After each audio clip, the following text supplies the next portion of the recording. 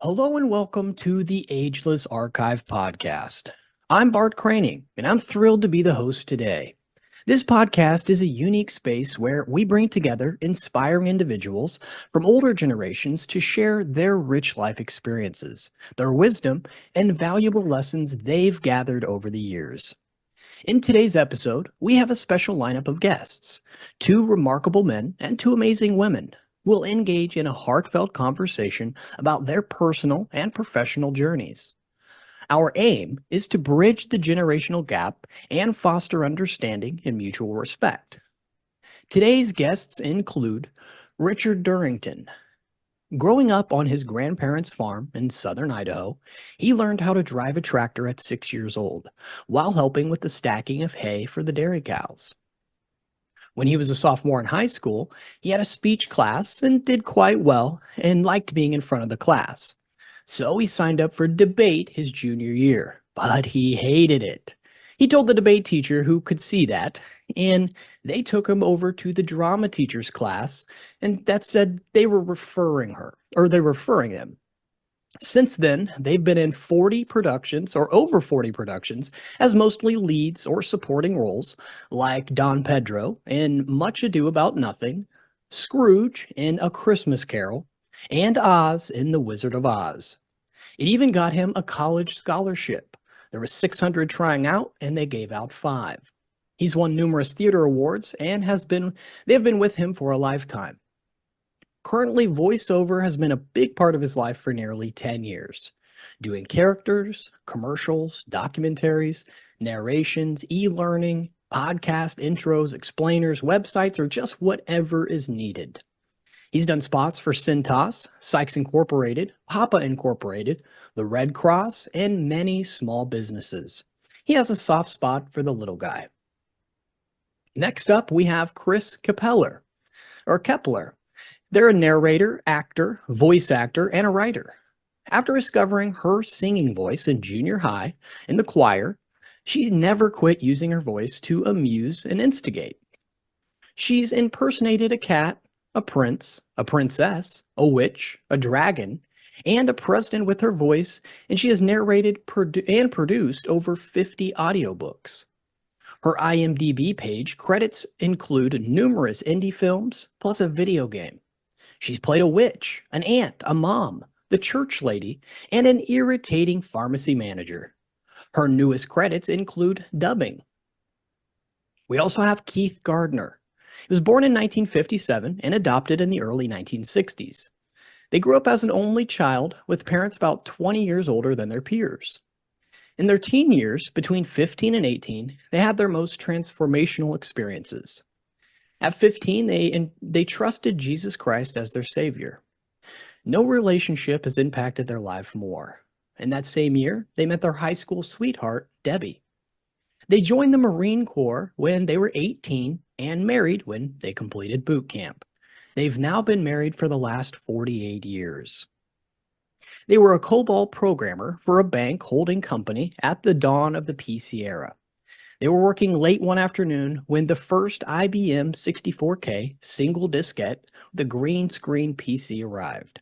After helping, what's that? No, I was, yep, I'm remembering. Sorry. No problem. So after helping a bank VP unpack and set it up, he said, "You have half days for the next month. Learn all this stuff and teach us how to use it." That was the beginning of decades of adult computer education and consulting. At 27, they began training for pastoral ministry.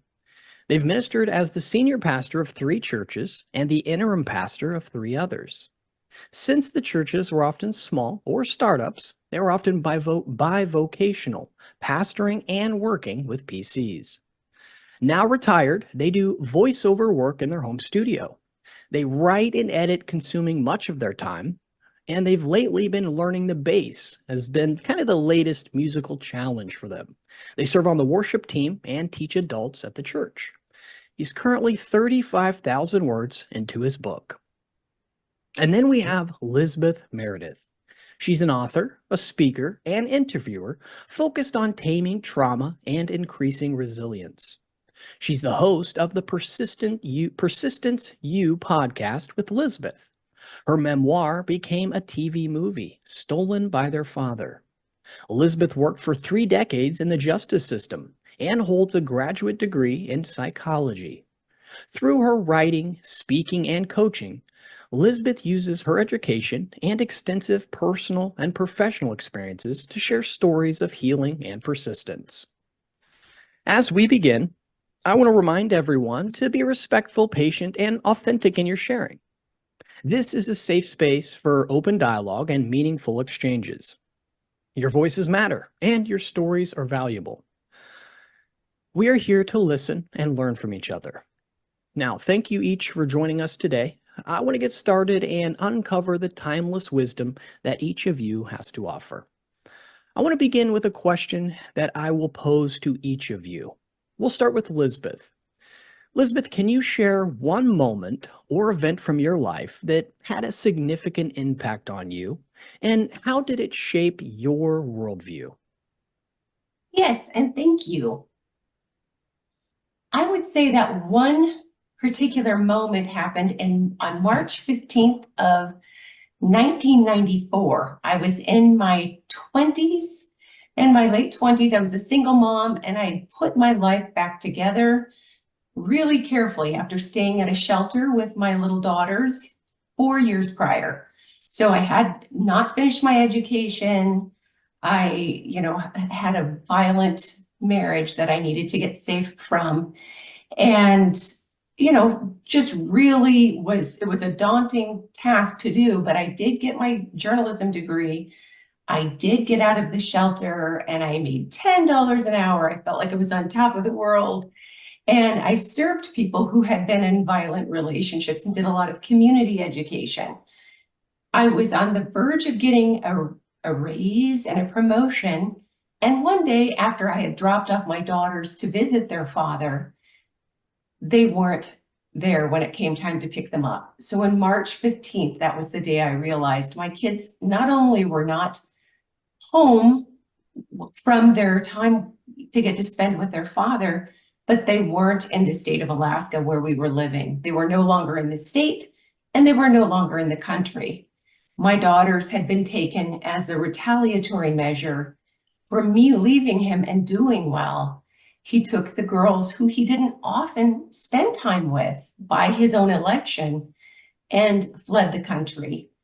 And there I was facing a $100,000 problem on a $10 an hour budget. It was unbelievable. And I didn't have close family to, even if I had, looking back, I hadn't grown up with a father. I met him when I was 20, so just a few years before that. And there's no way that I had any support in my family to move forward. And yet, I think that helped shape my worldview so much, because even though it looked very dire, there were always people around who could help and who could and would give support, not just in my home state of Alaska, where I was kind of known as doing those community education pieces and becoming a success story, ironically, but there were people in the country of Greece who didn't even know me, who would reach out and help. And so it was tragic for 2 solid plus years, but it reminded me that all around us, people are resources. Wow, thank you very much, Elizabeth. That was very impactful. Thank you for sharing that. Thank you. Richard, let's go with you. What is the same question? Can you share one moment or event from your life that had a significant impact on you, and how did it shape your worldview? Well, in thinking about that, it's working on the farm. It was something I always loved doing with my grandfather. We got to spend all day with him, and I mean all day. Grandpa was someone, though, that when it was time to eat, he always stopped where he was at. They only had 75 acres, so it wasn't that far to go back to the house, and he always had meals with Grandma. So it was always time to go in, have a break, have lunch, and get back to working hard again. So it was something I just kind of grew up with. And when there were problems like, this doesn't fit that, or this, how are we going to get this to move over? You had to think about and come up with solutions. So I learned hard work habits. I learned to not let something get in your way. There's a problem, it's still got to get done. So you need to take the time to figure out and come up with a solution. And that, I think, has served me well all through my life. In that, going from the speech class where they were husband and wife. The speech teacher was the wife of the drama teacher, and she literally grabbed my hand, walked me across the hallway. I knew nothing about theater. I'm sure my father was worried for a bit, but back in the 70s, whatever, it was something that, hey, this is a lot of fun, and I, for whatever reason, was good at it. It was one of those things that you had to work at that as well, though, because having not knowing what it was called back in the day, ADD, learning lines, it's still a huge challenge. As long as I've been doing it, I have to do them over and over. I came up with a solution, figuring out how to do it. Back in the day with cassette players, you would record your lines and cues on one side of the cassette. Then once you think you had your cues down, I would turn the cassette over and would do all of my cues, and then just leave it continually going while I would say my lines to myself. That way I had somebody to read back to me. So again, coming up with a solution to a problem. Getting into, I ran and taught people how to run industrial laundry routes for 30 years until my body said, yeah, we're not doing that anymore. And there's always challenges and things you don't have, and how am I going to fix this? And going back to the farm stuff, it helped me there. So it's learning to have solutions and not let life, kind of like Lizbeth, don't let life beat you down. Figure out a way to do it, and you'll come up with solutions. There's way, and people helping, and getting into voiceover, something I always wanted to do, and I've been very fortunate with that, and having solutions on, they want you to read it this way. Okay, well, I'll do that character. Or getting my little piece of property that I have here, little 3.5 acres. I pay for water rights. It's like, I don't have any way. There's no, so I figured out how to set up a pump. Again, going back to the farm stuff, I'm paying for it. I need a solution. What do I got going on? So dealing with getting stuff out of the ditch into where you need it to go. So it's, I think farm life, and I follow a lot of farmers and that kind of stuff. I like to live vicariously. But you see these people go, oh, what are you making these kids do? You know what? You start giving them responsibility at a younger age instead of, oh, you can't work until you're 16. They don't know how to work. They have no idea what to do when all of a sudden they're thrust into a work life, and 8 hours is exhausting. Try doing 10, 12 on a hay stacker when it's 110 out. Let me know how that works out for you. So I learned to do hard work, and I think that's something that has always stayed with me and helped me have solutions for when things have happened. So Great. I know even for me, I grew up on a farm, and there's so many times in my life I can look back on those skills I learned. So thank you very much, Richard. you bet. Let's go to Kris. So, Kris, first off, welcome. And how would you answer this question? Could you just share a moment or an event in your life that just had a significant impact on you, and how did it shape your worldview? Sure, thanks. Well, I'm an only child, and my mother, especially in my teenage, early 20s, sort of had a tendency to run my life. I just sort of let that happen. I wasn't particularly happy about it. But then I decided that I wanted to go to a special horseback riding school in Canada. And my parents didn't really want me to go, especially my mother. But I had to come up with a way to make that happen, because I really wanted it. I was going to do it. Didn't matter what my mother said. I was going to do it. And I did make that happen. And things went actually very well.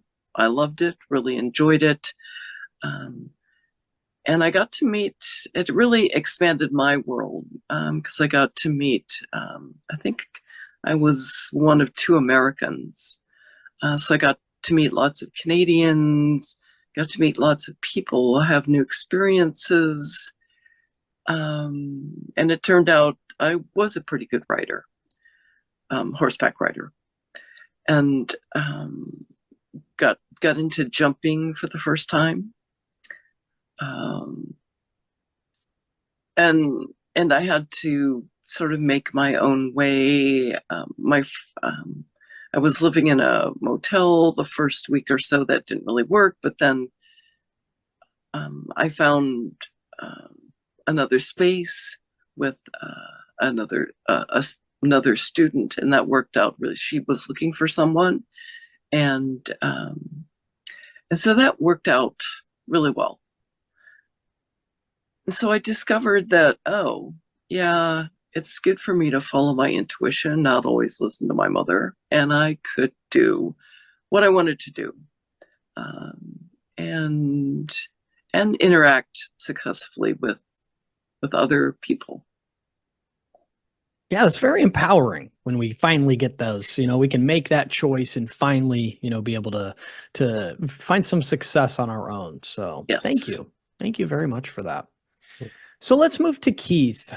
What would your response be? What's a moment or event from your life that just had a significant impact, and how did it shape your worldview, Keith? Well, first of all, I've enjoyed hearing everyone else's stories. Richard, my wife was a farm girl, so our dates consisted of me helping with the milking, so, and loading hay into the mows. So I could certainly relate. For me, I mentioned in the bio that I was adopted, and that I trusted Christ as my Savior when I was 15, and that was kind of the nexus of those things, of understanding that someone chose to make me part of their family, even though they weren't obligated to do so. They took the obligation upon themselves to love me, to bring me into their family, to make me one of their own. And so when I heard about God's love and the fact that he wanted to adopt me into his family and make me one of his own out of his love for me, it made perfect sense to me. It was just in the right place at the right time. And so that moment when I was 15 was really transformational, and it has influenced me through the rest of my life, through the music that I do. The woman that I married 48 years ago, we met at church. So whether it's preaching, teaching, singing, making music, that relationship has been kind of a central influence in everything in my life, and transformational for me. Awesome. Thank you so much, Keith. I think that's a really good response. Actually, let's stick with you, Keith, because what I want to ask you is, what being married for 48 years and seeing all these changes in our society, what are some of the societal changes that you've witnessed that you believe maybe younger generations should be more aware of, or maybe even involved in? Well, and here's where we get to sound like geezers, right? Everybody's, when I was a kid. But it seems to me that a couple of things, a couple of trends are concerning to me. One is I had parents who didn't always get along. Things weren't always easy, but they loved each other and they stayed committed to each other, and have sought to provide that kind of an environment. I have 4 children and 10 grandchildren, and trying to provide that same sort of thing there. So I think the society's moving away from a stable family environment has been detrimental in a lot of ways. And I think the other thing is the young people come into their own as adults and expect to pick up right where they left off when they left home, and don't understand, as all of these folks have mentioned, the process of making your own way, right? So they want to, and that leads to things like indebtedness and working jobs that you don't necessarily find fulfilling because you want the stuff, you want the standard of living, and you want it now. So not only do I have 10 grandchildren, I have a cat as well. Sorry. I love it. The cat has just joined the broadcast. But so those things are a concern to me. The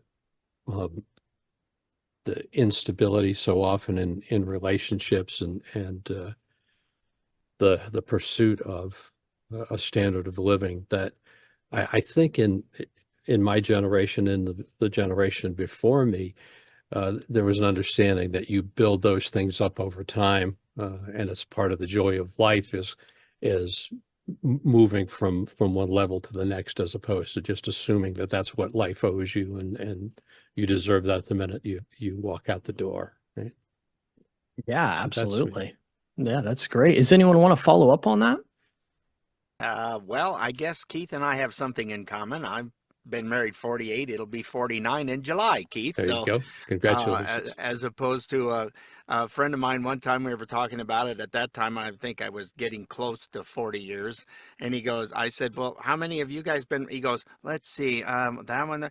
I said, no. He started totaling them all up. It was on his third marriage or something. I went, no. I didn't ask how long you've been married total. It's and it's like you don't get to do. Let's see, I was 10 with this one, 9 with that one. It's like so yeah, I've been married with you, and I'm with you. There are things that are just not important. We don't live in a fancy place. We don't have a fancy car. We got a good deal on one, and it's kind of the way I've always been, is bought older cars that have low miles on them and drive them till the wheels fall off. I don't want a big high car payment. It's not important to me to have a new car. A lot of these young folks, you take on a $45,000 car payment of $600-700 a month, and then go, I just don't have enough money to do things. Well, you didn't need to do that. I don't know who you're impressing, but it ain't anybody else. Yeah. So yeah. I'm with you. It's just have fun, smile at life, and in 48 years, whether this is Keith's deal or not, there's lots of ups and downs. Too many, when they hit it down, they give up. And not abusive, but just sometimes it's just you aren't clicking anymore for a period of time, if you will. And it'll come back. We enjoy. She only keeps me around for my entertainment value now, but hey, she still keeps me around. So Yeah. And we do things like cooking together. She recently had a total knee replacement, and I miss my sous chef in the kitchen. I don't allow her to cook meat anymore. She used to cook it till it was powder. So I took that over years and years ago, and we just always, we cook in the kitchen together. We don't hardly ever go out. That's expensive as all get out.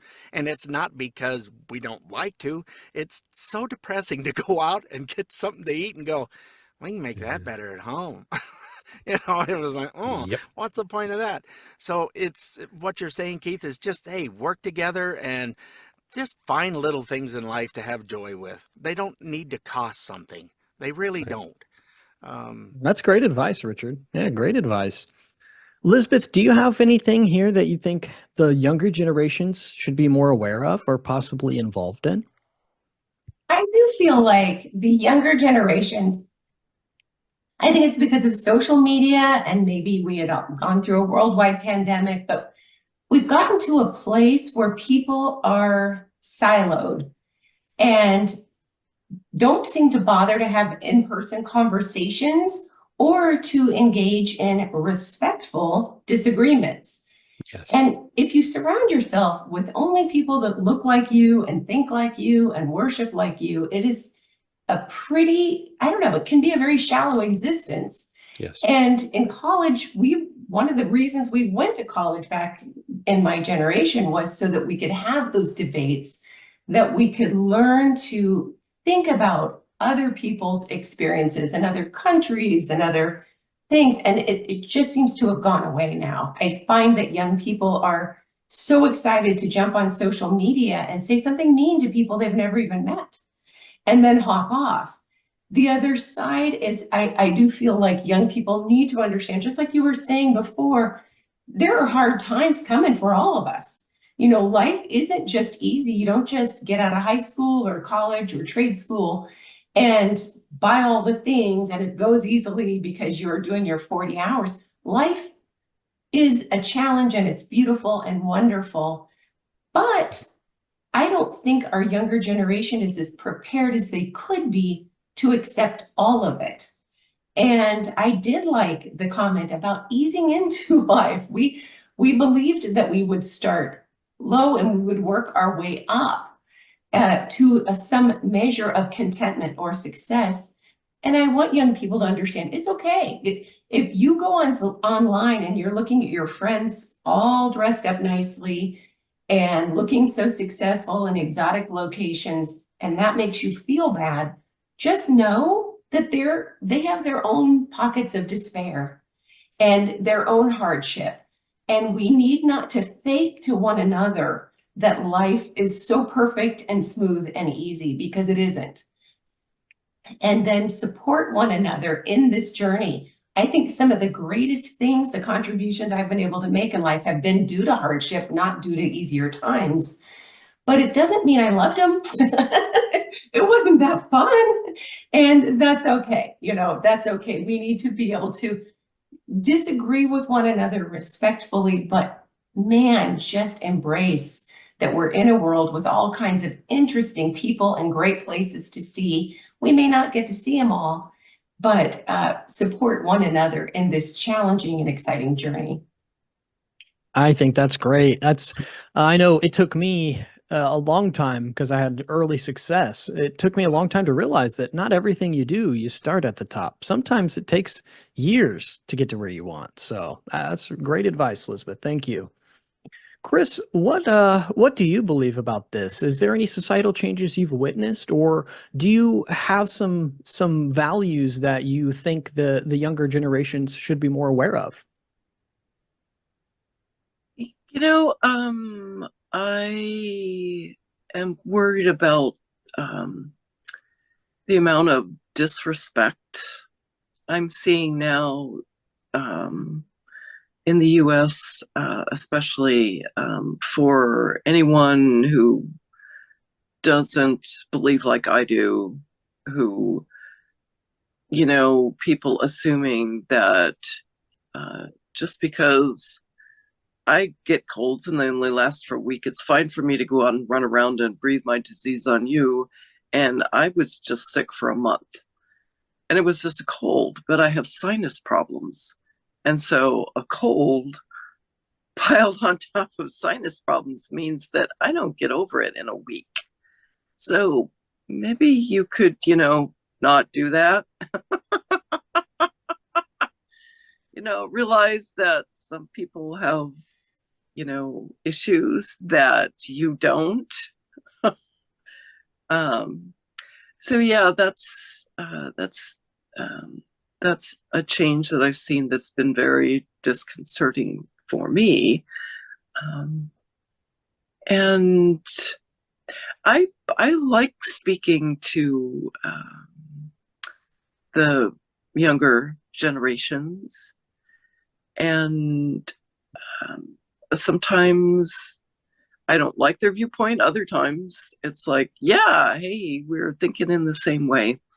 I narrate and produce a podcast. I tell funny stories about life and befuddlement. And so I actually feature younger writers.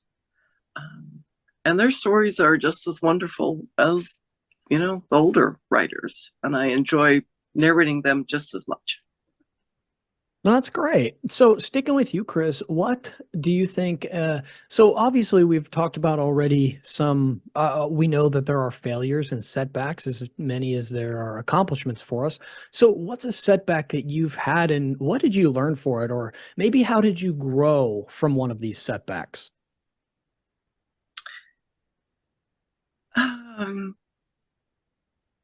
Well, let's start out with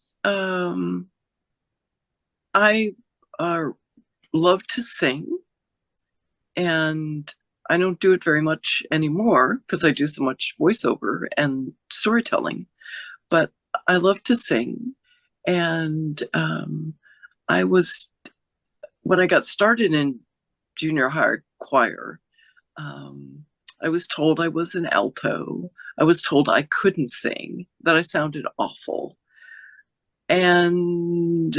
But I love to sing. And so I never gave up.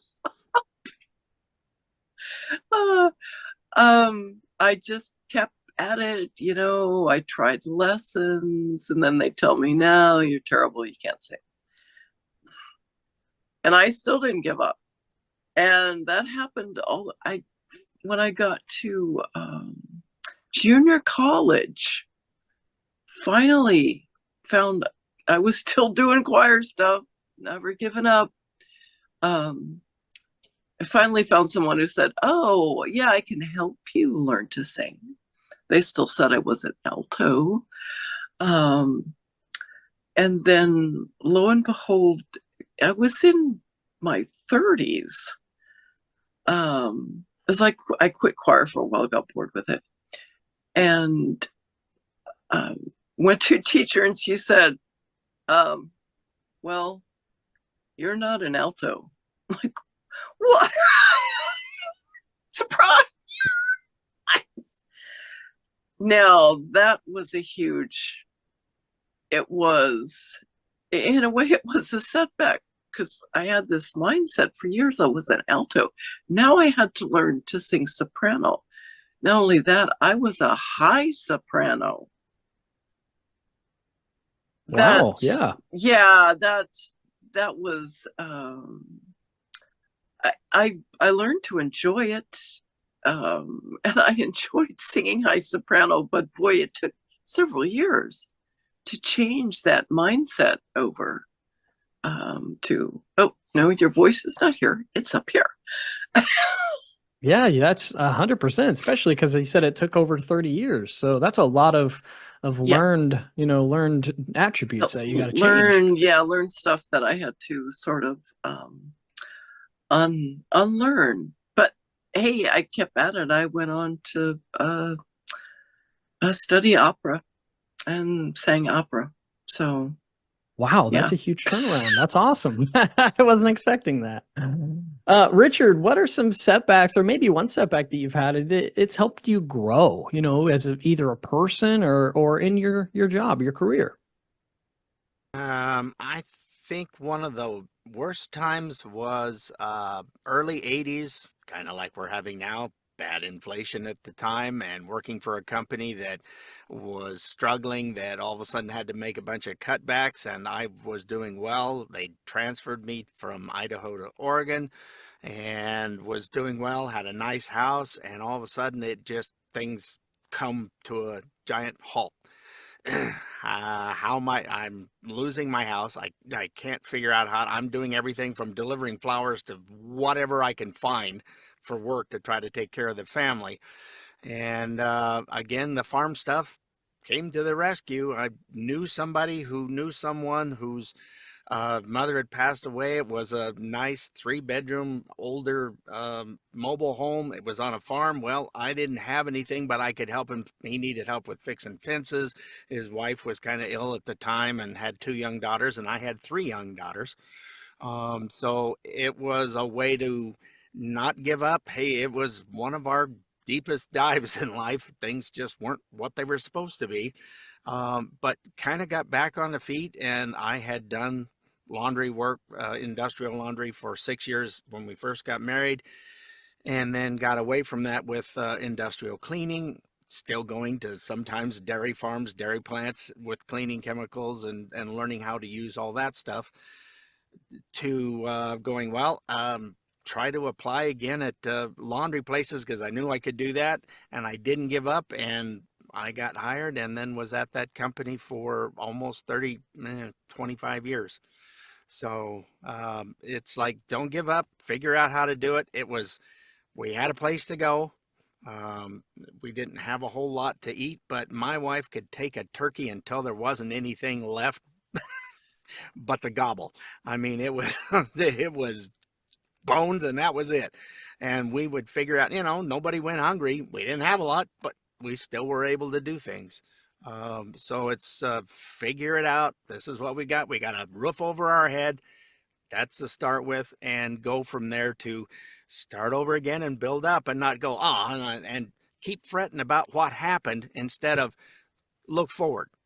There is nothing in the rearview mirror that's going to do you a whole lot of good to keep looking at fretting over your shoulder as looking forward and figuring out a positive way to move on, to take care of things, to get back to where you need to be. So that was a tough time. Yeah, it sounds like it. And I mean, now you're here. So it's Yeah. it's awesome. That's really great.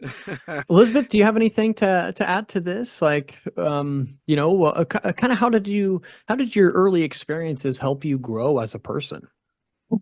Well, I just going back to those early days, I was very clumsy as a kid, very clumsy, and as an adult, it turns out it kind of it's a transferable skill.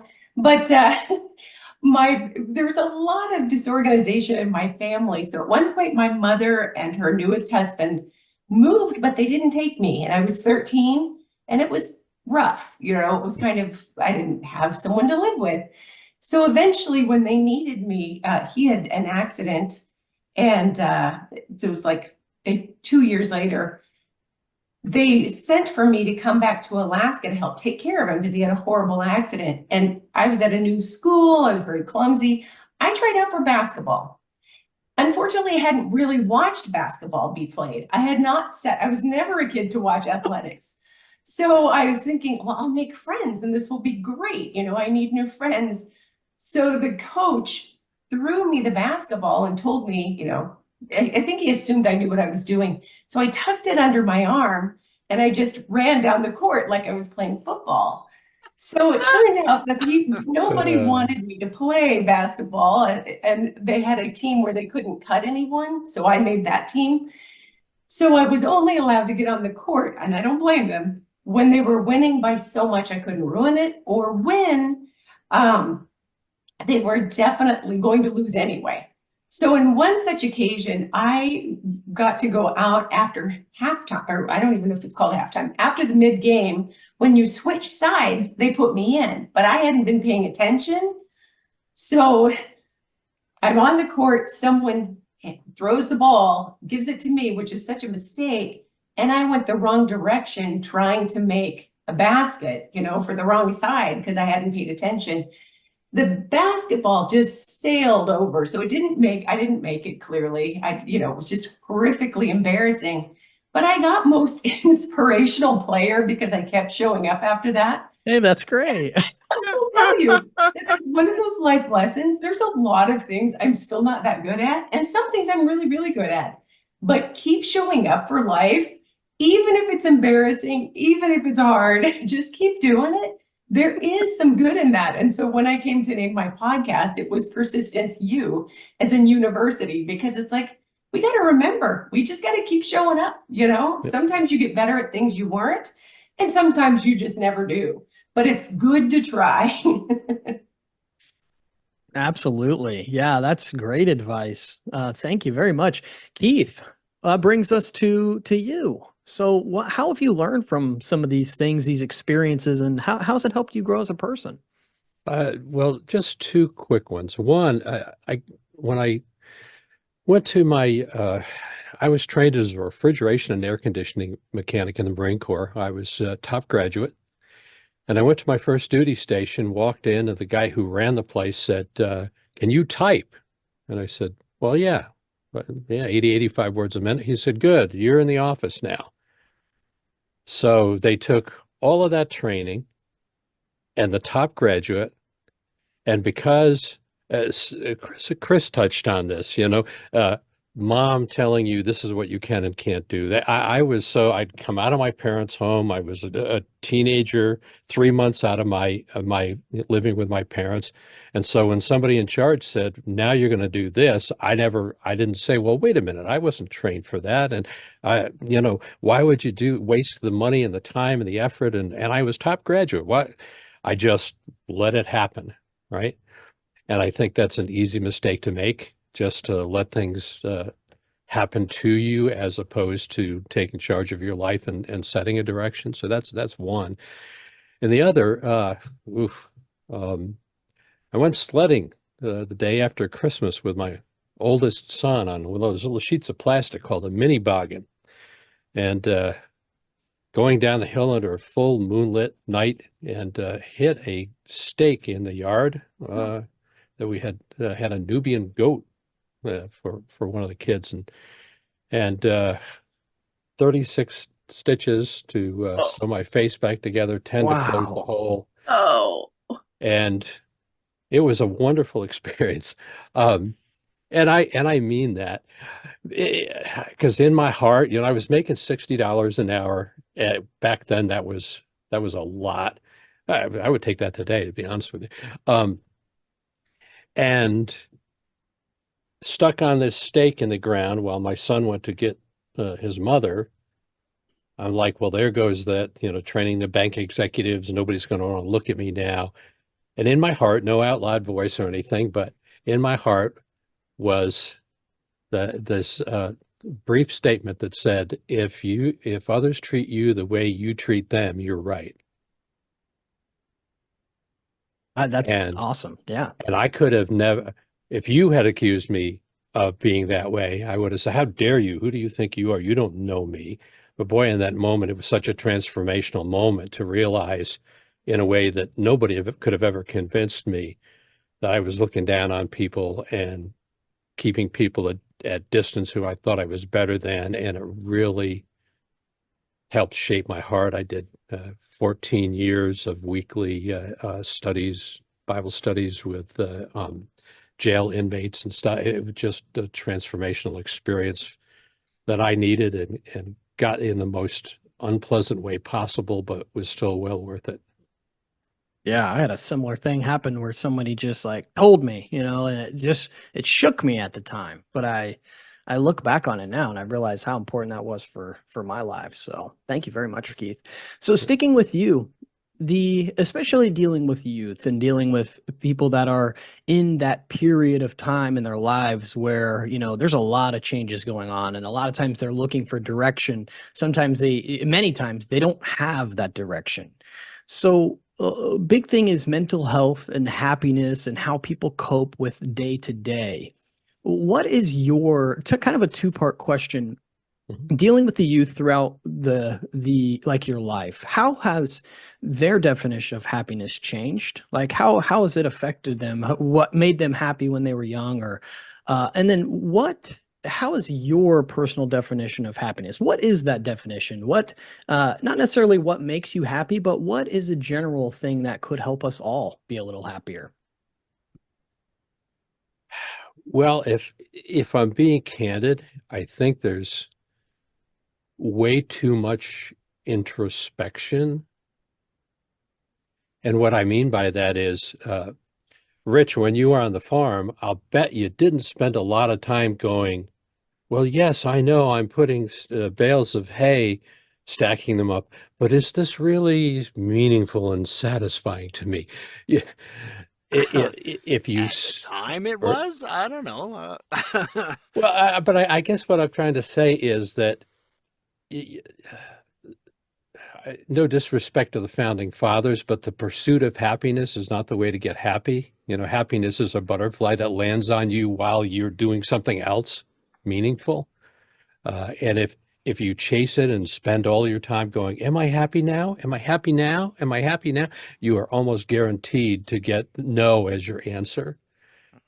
So engaging in trying to make a contribution in the world, trying to be a help to other people, and spending a lot less time thinking about you and your happiness and a lot more time thinking about, am I making a contribution? Am I fulfilling my responsibilities? Am I making good use of my life? In my opinion, is a better way to end up being happy by surprise. And just go, oh, this is happy. Okay. So Yeah, I think it's really hard to grasp. That's a really hard concept to grasp.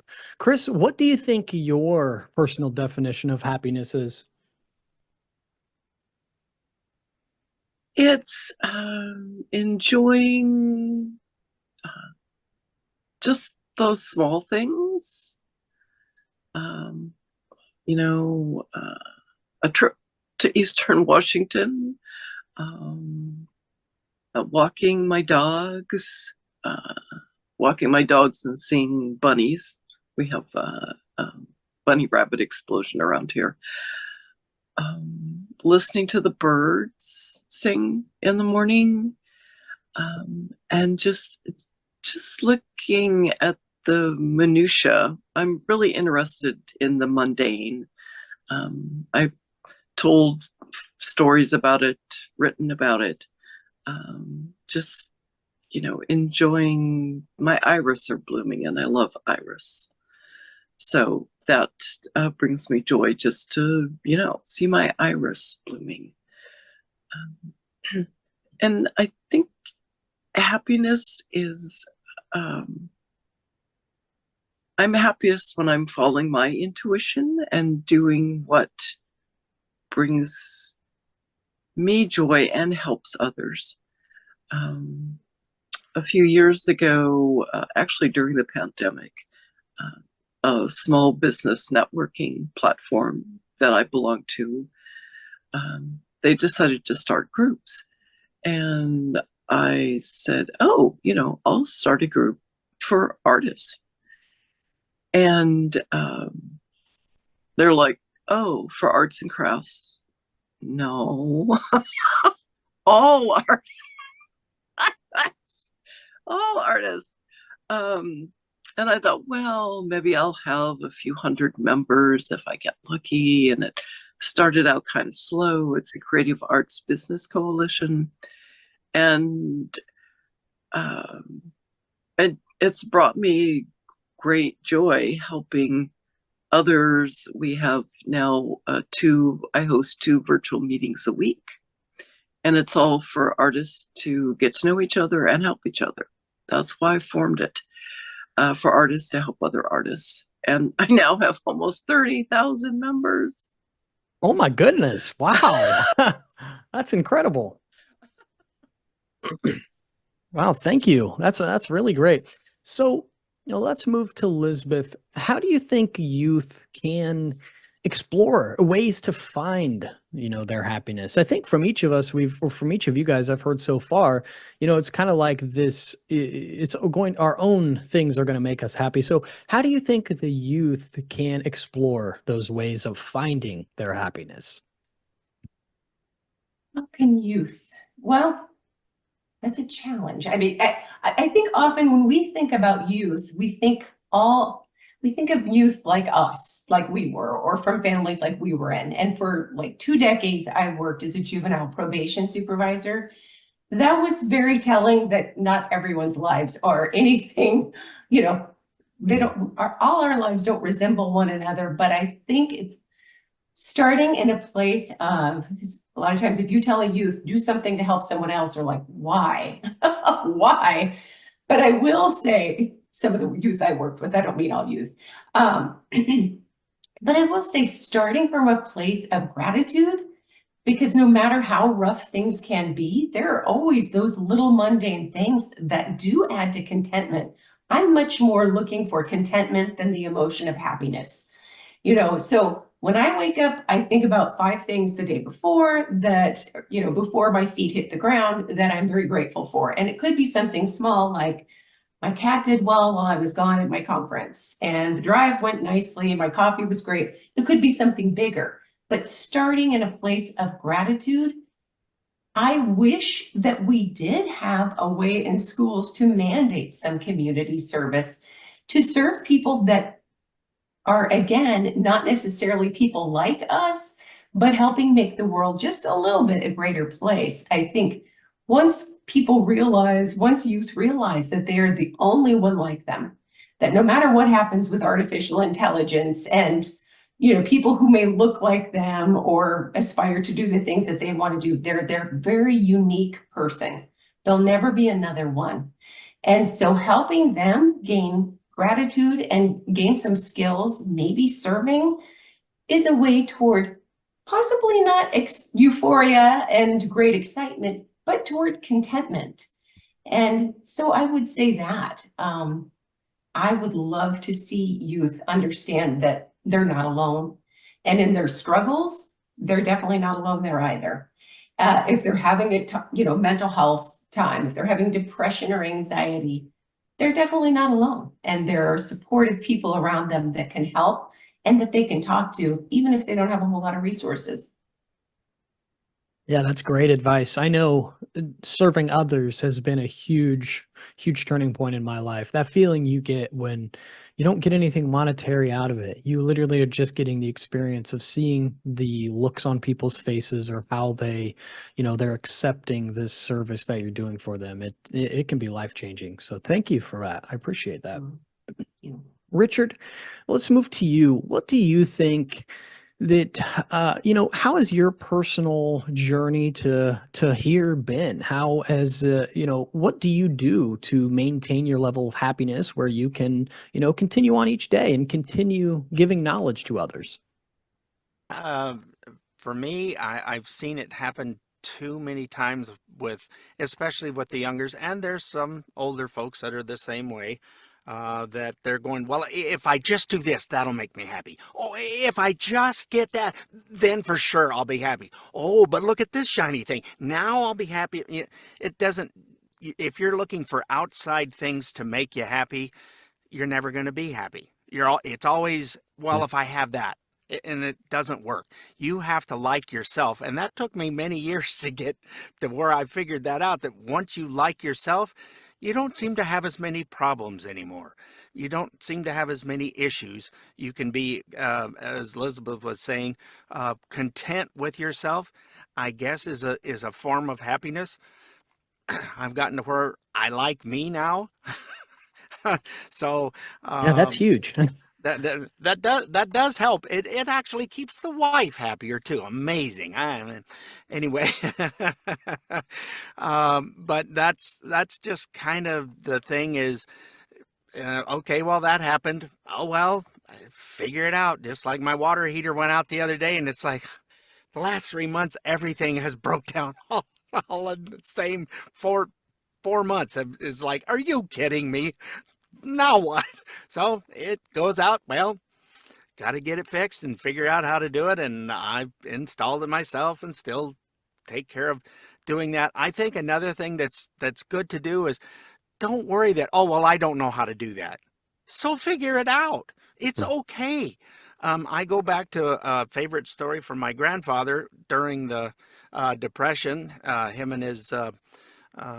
It was him and his brother went down to the shipyards. He didn't know anything about shipyards. This was a farm kid from Missouri. You think he knew about shipyards? No. But they were down there, the Union Hall, and he goes, well, I didn't want to sign up for it, but that's what he did. So they went down. They said, yeah, we need a couple of chippers out on a ship. And he grabbed his brother's hand and threw him up. Yo, got a couple right here. And the brother yanked his hand down quick and said, what are you doing? We don't know how to chip. And he goes, shut up, we're about to find out. Don't be afraid to go try something new. It's okay. So nobody ever started out as an expert learning something new. You know what? You start out, you fumble, you go with it. A favorite story is a dear friend of mine that he and I do he does the podcast. It's called The Free Range Preacher on Prayer. But he started out with just a headset with a boom mic on it. It sounded horrible. And I went, no. I got a microphone. Get yourself an interface. I'll teach you how to use Audacity and do all that. And 6 years later, it's 20,000 downloads in 60 countries. So That's he didn't know incredible. what he was doing. He just started it. He didn't have Yeah. a clue. And people go, wow, I sure wish I had that. Yeah, well, it's been 6 years and there was a learning curve. So if you don't start, you're right. You're never going to learn it.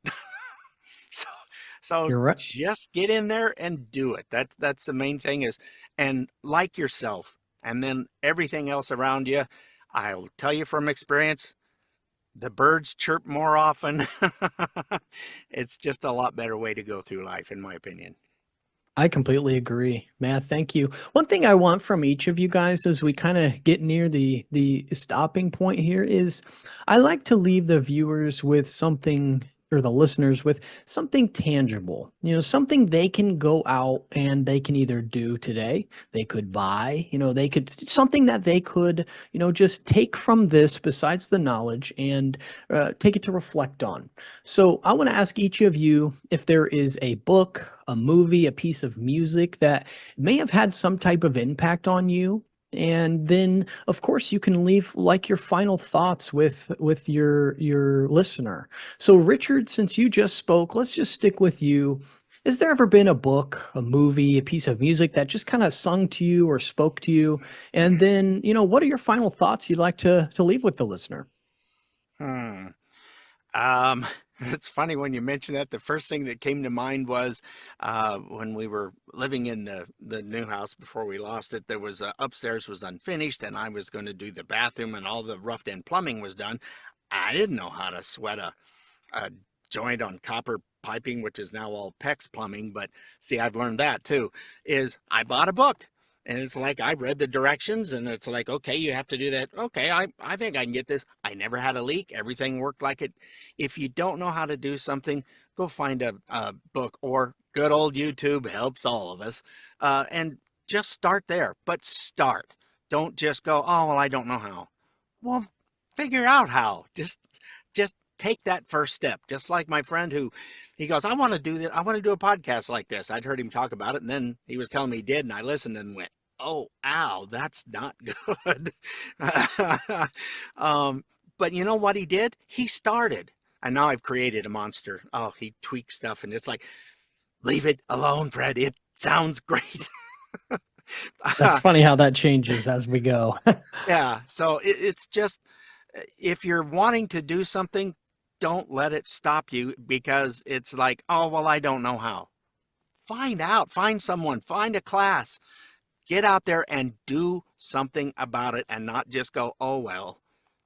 You'll meet new people, you'll have new experiences. You're around folks that you're not used to being around because it's something you've not done, and you're going to find out, hey, this can be a lot of fun. So Thank you very much, Richard. I think that's great advice. Let's go to Kris. Kris, has there been a book, a movie, music, or anything that's had an impact on you? And what are your final thoughts that you'd like to leave with the listeners or viewers? Well, I would say I still love to listen to Mozart.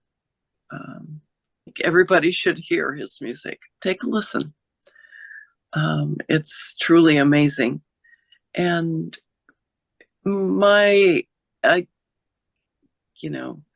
follow your intuition. Follow what your heart says you'd really like to do, and find a way to do that.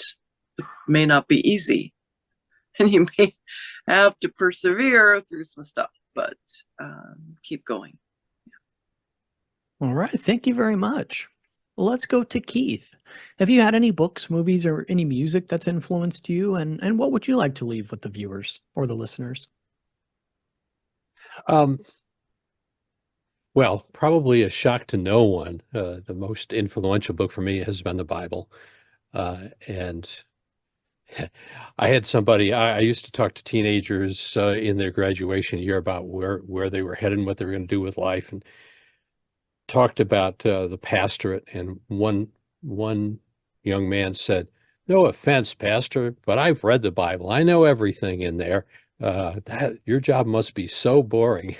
And I've been doing this for 50 plus years, and still learning every day. It's still a tremendous source of joy to me. So that would be number one. Number two, journal. Write your own, right? Pay attention to what's going on in life and write it down. When you stop and you think about it, you get to the end of the day and you look at what's happened and what you've learned from it and what you've enjoyed about it and what you would do differently. Journaling is an awesome practice. And third, music. The music from the 10th anniversary edition of Les Mis was just, it just tore my heart out, Jean Valjean singing Bring Him Home was just amazing. Thank you, Keith. Thank you. Is there anything you'd like to leave with the as the listeners are ending up, or if that's all, that's no problem. I think that's it. All right. Thank you. Lizbeth, we come to you, and what is there any book, music, or any type of influential media that you would, inspire you think is inspirational to you, or that you would like the listeners to know about? It's such a good question, and I am such a fan of stories. So I belong to like a nerdy movie group here in Chattanooga, where we get together once a week and we watch classic films together and talk about them. And I love that. I adore music and books, but when my kids were missing, there was a song that was popular back in the day from Aaron Neville, who has the most gorgeous voice. And it was I Owe You One. And I remember thinking back then, I am going to be thanking people one day. I will be thanking people who helped me. And I spent a lot of time doing that and still do. And then later, years later, I read a book called The Thank You Project.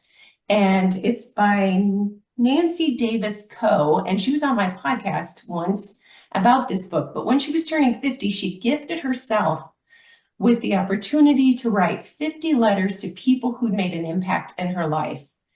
And even if they had passed on, she still made those letters out. She may not have mailed them, but she tried as best she could to send them. They could be educators, clergy, they could be a coach, whatever. But that really has been a helpful practice also, is just trying to reach out and think, when I feel at lows, which I still get, I'm still human, still have failures, still have periods of some low times sometimes, but just reaching out to say a couple of more thank yous is a beautiful thing.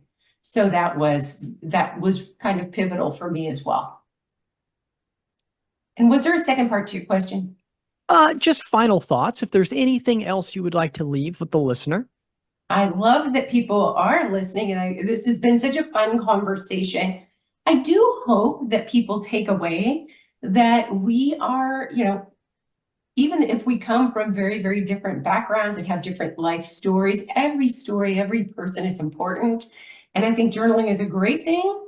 I think writing, or just putting oneself in a place of sharing and contributing in spots where they make a unique contribution, is so amazing for our world. That's what I would hope for everyone, that they find where they contribute best. That's great advice. Thank you very much. So that brings us to the end of our first episode of the Ageless Archive.